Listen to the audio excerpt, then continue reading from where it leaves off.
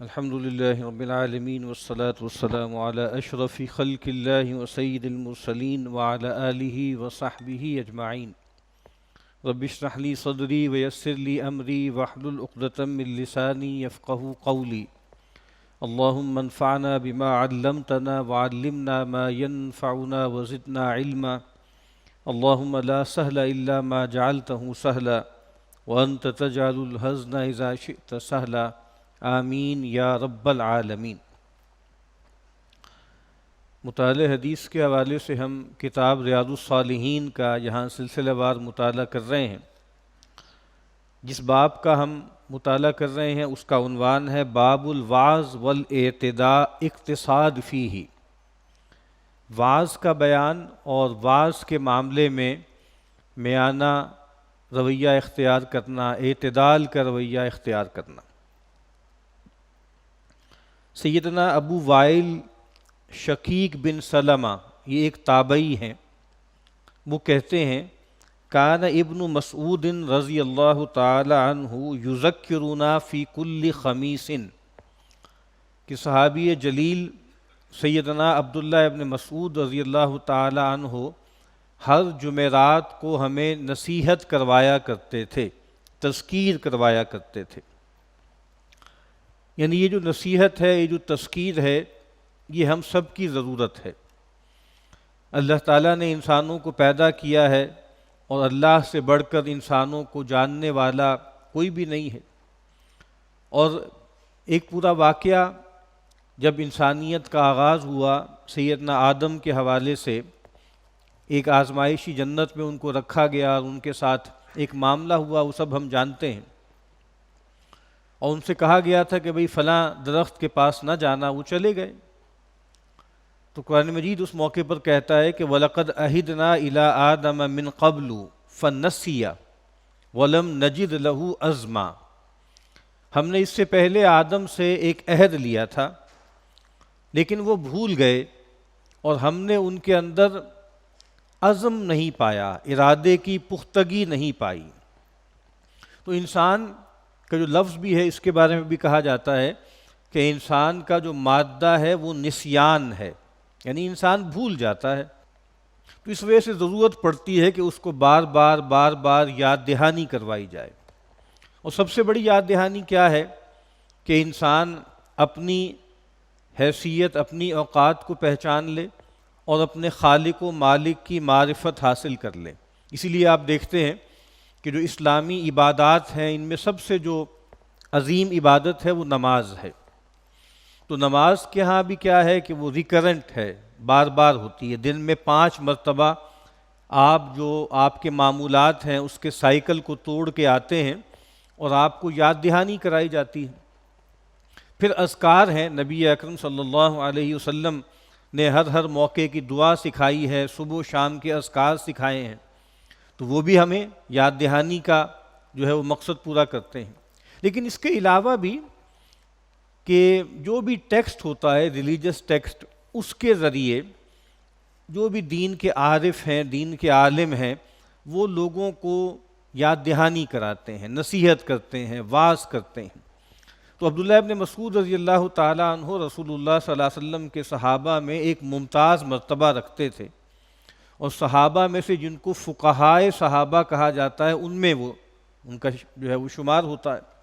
تو وہ ہر جمعرات کی جمعرات گویا ہفتہ وار کوئی مجلس کرتے ہوں گے مختصر سی، اور قرآن مجید کے ذریعے اور پیغمبر صلی اللہ علیہ وسلم کے اسوہ حسنہ کو سامنے رکھ کر لوگوں کو نصیحت کرتے تھے. تو کہتے ہیں کہ ہر جمعرات کو نصیحت کا عمل ہوتا تھا. فقال له رجل، تو ایک صاحب نے جو ان کے حلقے میں بیٹھتے ہوں گے، انہوں نے یہ بات عرض کی، یا ابا عبد الرحمن، اے ابو عبد الرحمن. یہ کنیت ہے سیدنا عبداللہ ابن مسعود کی. اور چونکہ نبی اکرم صلی اللہ علیہ وسلم نے یہ بات فرمائی ہے نا کہ اللہ تعالیٰ کے ہاں محبوب ترین نام 2 ہیں، عبداللہ اور عبد الرحمن، چونکہ یہ انسان کی حقیقت کو بیان کرنے والے ہیں. تو اس وجہ سے بہت سے صحابہ ہیں کہ جنہوں نے اپنی اولاد کا نام عبد الرحمن رکھا، اور اس نسبت سے پھر ان کی کنیت جو ہے وہ ابو عبد الرحمن قرار پائی۔ تو انہوں نے کہا کہ اے ابو عبد الرحمن لوددت انک ذکرتنا کل یوم، میری بڑی خواہش ہے، بڑی چاہت ہے کہ آپ ہمیں ہر روز نصیحت کیا کریں، ہر روز یہ مجلس بپا ہو، ہر روز وعظ ہو، یاد دہانی ہو۔ یعنی ایک فرمائش کی انہوں نے کہ بھئی کیا ہی اچھا ہو کہ آپ ہر ہفتے ایک دن کرتے ہیں جمعرات کی جمعرات، تو روز ہی کر لیا کریں۔ انہوں نے جواب دیا عبداللہ ابن مسعود نے اما انہ یمنعنی من ذالک، انہوں نے کہا دیکھو بھائی بات یہ ہے، ہر روز نصیحت کروانا، ہر روز یاد دہانی کروانا، اس سے مجھے ایک چیز روکتی ہے، ایک چیز ہے جو مجھے اس سے روکتی ہے کہ بھئی میں تمہیں روز نصیحت کرواؤں۔ انی اکرہ ان املکم، مجھے یہ بات ناگوار ہے، مجھے یہ بات ناپسند ہے کہ کہیں میں تمہیں ملال کا شکار نہ کر دوں۔ ملال ہمارے ہاں اردو زبان میں تو ملال کا لفظ استعمال ہوتا ہے غم کے لیے، بہت ملال ہوا ان کو اس بات کا۔ عربی زبان میں ملال کے اندر جیسے غم سے بڑھ کر جس کو بیزاری ہم کہتے ہیں وہ ایلیمنٹ ہے، یعنی ہمارے ہاں انگریزی کا ایک لفظ ہے جو کہ فینومینن بھی جیسے جدیدیت کا پیدا کرتا ہے، بورڈم جس کو کہتے ہیں، بوریت۔ تو جیسے ہمارے یہاں یعنی وہ اگر ہم ترجمہ کریں اپنے محاورے میں تو کہا کہ بھئی میں ڈرتا ہوں اس سے کہ کہیں میں تمہیں بور نہ کر دوں، یعنی کہیں ایسا نہ ہو کہ تم بیزار سے ہو جاؤ۔ اور دین کا سننا، قرآن کا سننا، نصیحت سننا، یہ بہت بڑا عمل ہے، بہت نیکی کا عمل ہے، کرنا بھی اور سننا بھی، اس میں شرکت کرنا بھی۔ تو کہیں ایسا نہ ہو کہ اتنا عظیم عمل قرآن مجید بیان ہو رہا ہو اور تم جو ہے تمہیں بیزاری تم پہ طاری ہونے لگ جائے، تم پر ملال کی کیفیت طاری ہونا شروع ہو جائے۔ تو کہا کہ نہیں، میں اس وجہ سے یہ نہیں کرتا کہ کہیں تم اس سے بیزاری کا یا لا تعلقی سی نہ پیدا ہو جائے، بوجھ نہ محسوس کرنے لگو۔ اور پھر کہا وَإِنِّي أَتَخَوَّلُكُمْ بِالْمَوْعِظَةِ كَمَا كَانَ رسول اللہ صلی اللہ علیہ وسلم يَتَخَوَّلُنَا بِهَا مخافۃ السآمۃ علینا، اور میں تمہاری خبر گیری، تمہاری نگرانی وعظ کے ذریعے ویسے ہی کرتا ہوں اور کروں گا جیسے رسول اللہ صلی اللہ علیہ وسلم وعظ کے ذریعے ہماری نگرانی، نگہبانی، دیکھ ریکھ کیا کرتے تھے۔ اور پیغمبر بھی اس بات کا لحاظ کرتے تھے، مخافۃ السآمۃ علینا، کہیں یہ چیز ہم پہ بار نہ بن جائے، کہیں یہ چیز ہم پر بوجھ نہ بن جائے۔ یعنی رسول اللہ صلی اللہ علیہ وسلم کے بارے میں ظاہری بات ہے اس کا امکان بہت کم ہے کہ صحابہ کرام کے لیے پیغمبر صلی اللہ علیہ وسلم کی باتیں ملال کا، بوریت کا، بیزاری کا سبب بن جائے، اس کا امکان نہیں ہے۔ لیکن کہا کہ رسول اللہ صلی اللہ علیہ وسلم بھی ہماری رعایت کیا کرتے تھے، دیکھا کرتے تھے کہ بھئی لوگوں کے ہاں کتنی کیپیسٹی ہے نصیحت سننے کی، تذکیر سننے کی، باتوں کو جذب کرنے کی۔ جیسے ایک بہت مشہور روایت ہے، بہت خوبصورت، کہ کچھ نوجوان تھے رسول اللہ صلی اللہ علیہ وسلم کی خدمت میں آئے کسی اور بستی سے، آپ کے پاس رہے، اور وہ جو صحابی رپورٹ کر رہے ہیں اس پورے واقعے کو، تو انہوں نے کہا کہ رسول اللہ صلی اللہ علیہ وسلم نے بھانپ لیا، جس کو آج ہم کہتے ہیں نا ہوم سکنس۔ رسول اللہ صلی اللہ علیہ وسلم نے ہمارے ہاں ہمارے گھر والوں کی طرف ایک جیسے رجحان یا ان کی یاد، اس کی وجہ سے ایک اداسی اور یاسیت اور ایک ہوم سکنس پیغمبر نے خود محسوس کر لی، اور بجائے اس کے کہ ان کو کہنا پڑے، ظاہری بات ہے کہ ان کے لیے یہ بات بڑی عجیب سی بات ہوگی نا کہ وہ یہ کہیں کہ بھئی ہم پیغمبر صلی اللہ علیہ وسلم کی صحبت پر اپنے گھر والوں کی جو ہے صحبت کو ترجیح دے رہے ہیں، لیکن بہرحال انسان انسان ہی ہے، اپنے بیوی بچوں کی یاد بھی آتی ہے۔ تو رسول اللہ نے خود کہا کہ ہاں بس اب تم لوگ جاؤ، اور تم یہاں بہت رہ لیے، اور جاؤ اور جو کچھ تم نے سیکھا ہے وہاں پہ جا کے ان کو سکھاؤ، اور جب اذان کا وقت آئے تم میں سے کوئی ایک شخص جو ہے وہ امامت کرائے، اور جو تم میں بڑا ہے وہ نماز جو ہے وہ پڑھائے۔ تو میں یہ بتا رہا ہوں کہ رسول اللہ صلی اللہ علیہ وسلم اس بات کا بہت دھیان رکھا کرتے تھے، بڑی رعایت کرتے تھے۔ تو عبداللہ ابن مسعود بھی یہ فرما رہے ہیں کہ دیکھو جیسے رسول اللہ صلی اللہ علیہ وسلم ہمارے مزاج کا، ہمارے معمولات کا خیال رکھا کرتے تھے اور اس کے حوالے سے نصیحت کیا کرتے تھے، میں بھی ویسا ہی کرتا ہوں۔ تو اس میں جیسے ایک پیغام ہے کہ جو لوگ بھی مدرسین ہیں، معلمین ہیں اور واعظین ہیں، مذکرین ہیں، ان کو دیکھنا چاہیے کہ جو بھی ان کے مخاطبین ہیں، جس کو کہا جاتا ہے نا کہ مراعات احوال المخاطبین، کہ جو مخاطبین ہیں ان کے احوال کی رعایت کرنا، یہ دیکھنا کہ وہ لوگ کس حال میں ہیں، کیا صورتحال ہے، بات اس وقت سننے کی پوزیشن میں ہے بھی کہ نہیں ہے۔ تو یہاں پر جو باب کا عنوان ہے نا الواز فی الاقتصاد، تو اس کے ساتھ بھی اس کا بڑا گہرا تعلق ہے کہ یہ بھی اقتصاد اور اعتدال ہے کہ ہر وقت ہی نصیحت نہ کی جائے، ہر وقت ہی جو ہے وہ گفتگو اور واعظ نہ کیا جائے، بلکہ اس میں وقفہ دیا جائے، ایک ضروری وقفہ۔ عمار بن یاسر رضی اللہ تعالیٰ عنہما کہتے ہیں کہ میں نے رسول اللہ صلی اللہ علیہ وسلم کو فرماتے ہوئے سنا،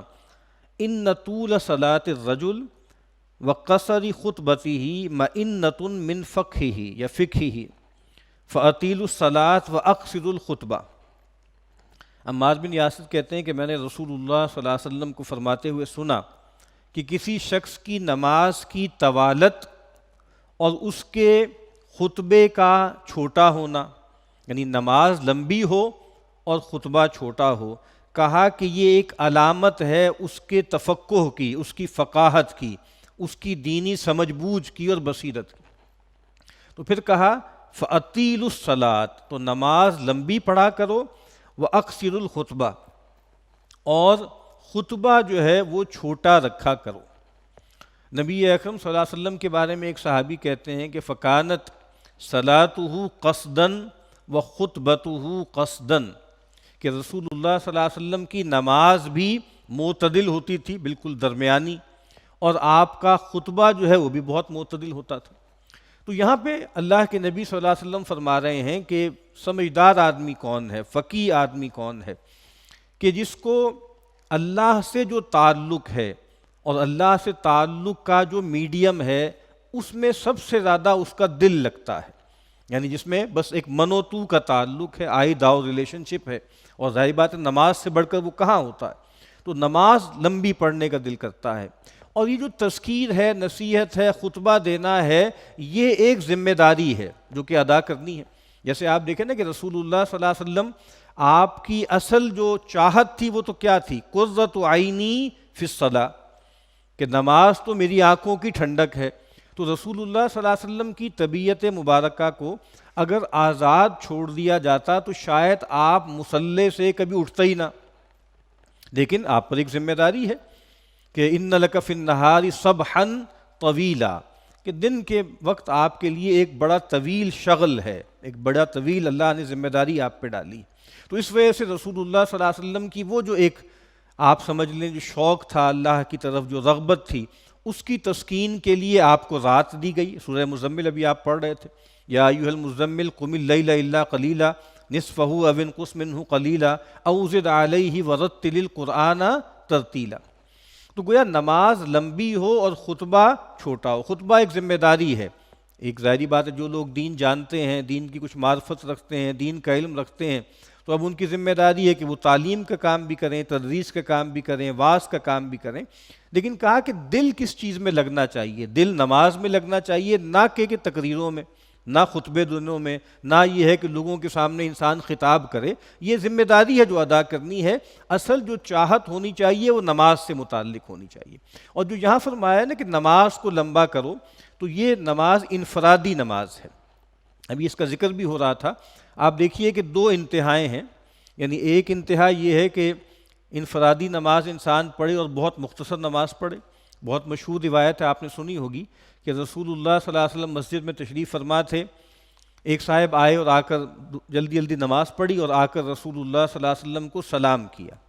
آپ نے سلام کا جواب دیا اور آپ نے کہا کہ صلی فإنک لم تصلی، تم نماز پڑھو کہ تم نے نماز نہیں پڑھی۔ وہ صاحب گئے، پھر 2 رکعت پڑھی، پھر آگے سلام کیا، پھر آپ نے کہا صلی فإنک لم تصلی، نماز پڑھو تم نے نماز نہیں پڑھی۔ تیسری مرتبہ پھر یہی ہوا تو ان صاحب نے آگے سے درخواست کی کہ اللہ کے نبی مجھے تو یہی نماز آتی ہے جو ہم نے آپ سے سیکھی ہے، جو میں پڑھ رہا ہوں، تو اب آپ خود ارشاد فرمائیے کہ آپ یہ فرما رہے ہیں کہ تم نے نماز نہیں پڑھی، تو اس کا کیا مطلب؟ تو نبی اکرم صلی اللہ علیہ وسلم نے فرمایا کہ بھائی جب تم نماز کے لیے آؤ تو اچھی طرح وضو کرو، قیام کرو، رکوع کرو، تو رکوع کرو پورے اعتدال کے ساتھ، پھر اس کے بعد رکوع کے بعد جب کھڑے ہو جاؤ تو پوری طرح کھڑے ہو، پھر سجدہ کرو اعتدال کے ساتھ، سجدے کے بعد 2 سجدوں کے درمیان بیٹھو تو پوری قامت کے ساتھ بیٹھو۔ یعنی مطلب یہ ہے کہ وہ صاحب بہت تیزی سے نماز پڑھ رہے تھے، جس کے بارے میں رسول اللہ صلی اللہ علیہ وسلم نے فرمایا کہ نماز پڑھو، تم نے نماز پڑھی ہی نہیں۔ تو انفرادی نماز جو ہے وہ بہت ظاہری بات ہے، جلد انسان کو نہیں پڑھنی چاہیے، اعتدال سے پڑھنی چاہیے، اور جو آپ کہیں امام ہے تو تب بھی اعتدال سے نماز پڑھانی چاہیے۔ لیکن خاص طور پر اگر انسان کہیں امامت کروا رہا ہے تو وہاں پر بھی پیغمبر نے یہ فرمایا ہے کہ وہاں پر اب جو کہا گیا نا فَأَطِیلُوا الصَّلَاۃ، تو یہ جو پیغمبر کا امر ہے یہ انفرادی نماز کے لیے ویلڈ ہے، یہ اجتماعی نماز کے لیے اس طرح ویلڈ نہیں ہے کہ انسان یہ کہے کہ دیکھیں میں تو بہت لمبی نماز پڑھاتا ہوں اور پیغمبر نے حکم دیا تو کہا کہ ایسا نہیں ہے۔ تو سیدنا معاذ بن جبل ہی کے بارے میں یا کسی اور صحابی کے بارے میں ایک صاحب نے اللہ کے نبی نے سے عرض کی کہ انی لأتأخر عن الصلاۃ، کہ بھئی میں تو پیچھے رہ جاتا ہوں نماز سے، میں نماز میں باجماعت نماز میں آ کر شریک نہیں ہوتا فلاں صاحب کی وجہ سے کہ وہ بہت طویل نماز پڑھاتے ہیں۔ تو صحابہ کہتے ہیں کہ ہم نے رسول اللہ صلی اللہ علیہ وسلم کو اتنا غضبناک کبھی نہیں دیکھا جتنا اس وقت رسول اللہ صلی اللہ علیہ وسلم کے چہرہ مبارک پر غضب کے اثرات تھے۔ اور آپ نے کہا کہ اے لوگو، بے شک تم میں ایسے ہیں منفرین